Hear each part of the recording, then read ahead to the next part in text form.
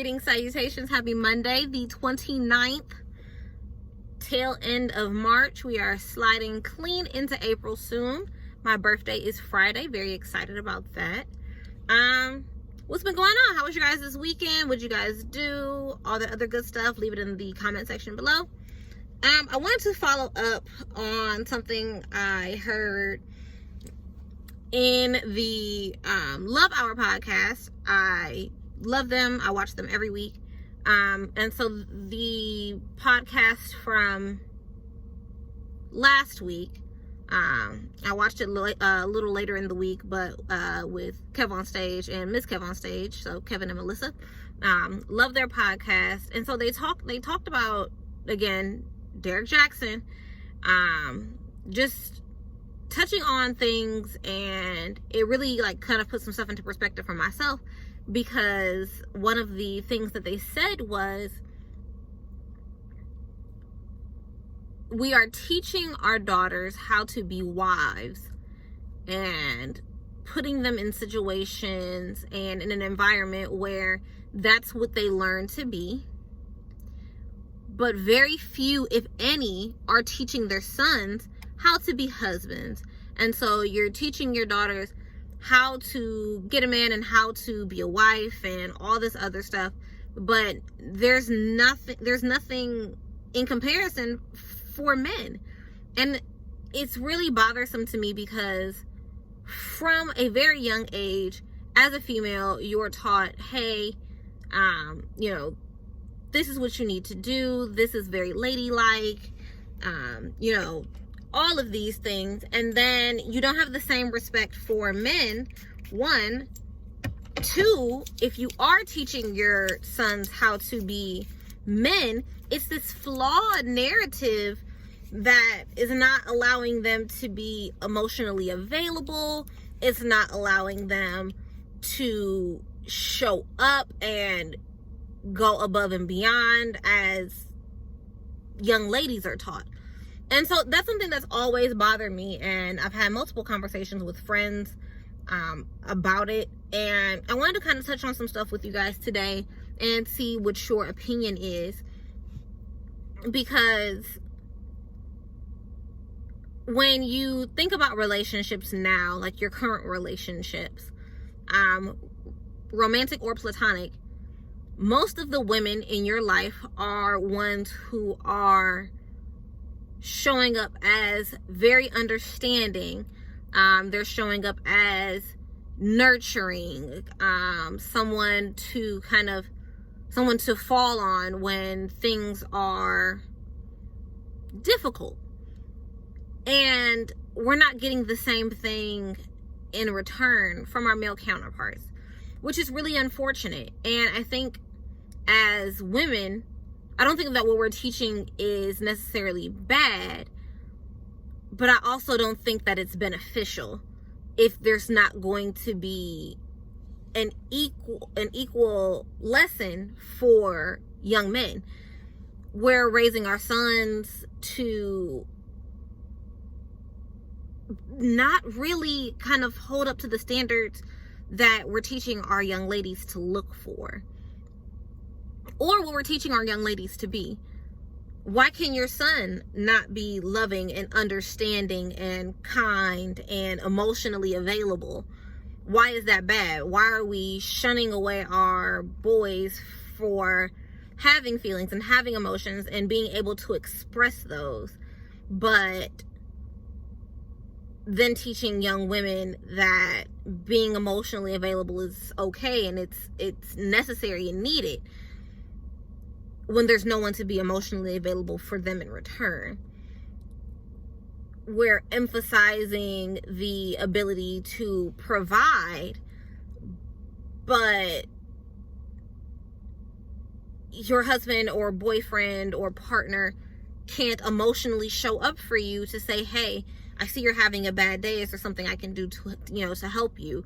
They're not able to even oftentimes recognize that you're in emotional distress. And we're not teaching fidelity to our sons, but we're teaching it to our women. And I just think that it's really kind of a backhanded approach to raising humans. There's no way that this is why this has not been working, in my opinion, across the board. They're like, oh, this new generation, they don't do, how we did. And it's like, well, things have changed, one, but also nobody's teaching their sons how to be husbands or boyfriends, or regardless of anything, of any of those. They're not teaching them how to be available people. You have a child and you introduce certain things to them at a young age, and those things are what tend to stick with these children. These are the things that tend to stick with us through adulthood. Early on, my mother taught me to be emotionally available. She taught me how to, one, take care of myself. She emphasized the fact that you should be able to feed and finance yourself at all points in your life, because you never know what can happen. And I love and appreciate her for that. They did the same thing for my brother to an extent, but there was an emphasis for my father on masculinity and how it's important to exude masculinity, but not so much important to be emotionally available. Thankfully, my brother is emotionally available, and that's more so from the doing of my mother. But a lot of children don't get that balance. A lot of them aren't able to say, hey, okay, my feelings are hurt. This is why my feelings are hurt. Here's, some things that I think that we can do to ease the issues that I'm having. And I think that that's very important that we start to do that, because at the end of the day, women are becoming much more independent, and we have a very low tolerance now. And I don't think that's a bad thing. My tolerance currently is so low for bullshit, it makes no sense. Like, either you're gonna do it and do it right, or you ain't gonna do it at all. Like, you can get with it or get gone. And women are catching hell for having this attitude, but at the end of the day, do we have a choice? Because sticking around and allowing someone to continuously mistreat you and emotionally wear you down is not a benefit to us. And hindsight is 2020. It's not an advantage or a benefit to them either. Nipping that in the bud now will alleviate problems for young men and young women in the linear. Like, I don't understand. Me and Brandon had this conversation the other day, and it's like, there's no handbook on how to raise a child. But I think that looking at your children and saying, this will be somebody's someone, whether that's husband, whether that's wife, whether that's friend, whether that's a parent, everyone will be somebody's something at one point or another. It's important to make sure that you teach your children how to properly care for themselves and for other people now, than having them go through the burden of stumbling through that in adulthood and trying to learn that. Teaching them the responsibilities and the proper way to go about conflict, to go about heartbreak, to go about friendship. Teaching that now in youth is much more beneficial than having them get to 23, 25, 30, and now they're trying to figure out, oh crap, what do I do? Especially when you've taught your daughters how to do it, and now the boys are sitting here SOL. That's not fair to them. You're putting your children at a disadvantage when you coddle them to such a degree that they have no accountability for themselves.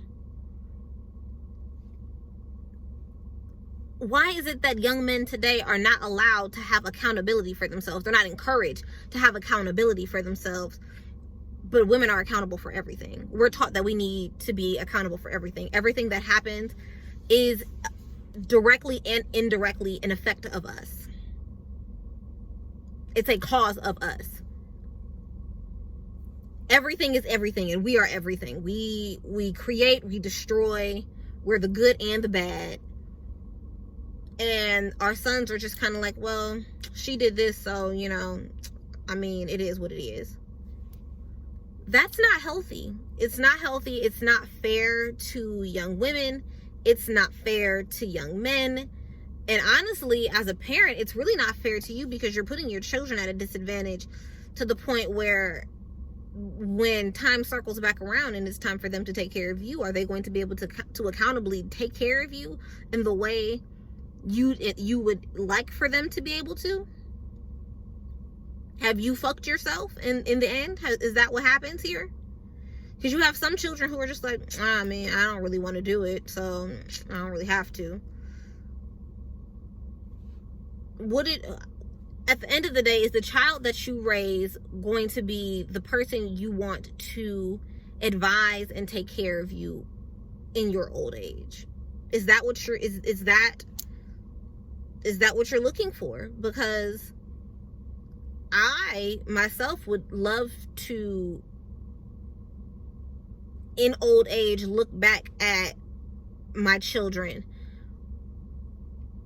and be able to say, I did everything in my power. I provided them with all the knowledge I had, knowledge that I obtained along the way, knowledge that I obtained on their behalf, and I raised a pretty decent human being. Female, male, non-binary, the human that I created and raised is able to be emotionally available. They're not toxic. They're not harmful to themselves or others. That's what I would like. I would like for that to happen. That's my goal. To allow the human that I raised and created to be a valuable member of society, to be a valuable member of our family, to be a valuable person to themselves and to other people. I don't know. What do you guys think? Are we putting our sons and brothers and nephews, are we putting them to a disadvantage by not raising them with the same basic standards that we put upon women? Because the world is on a woman's shoulders. And I don't know for sure if we are putting the same thing on young men. So let me know what you guys think in the comments below.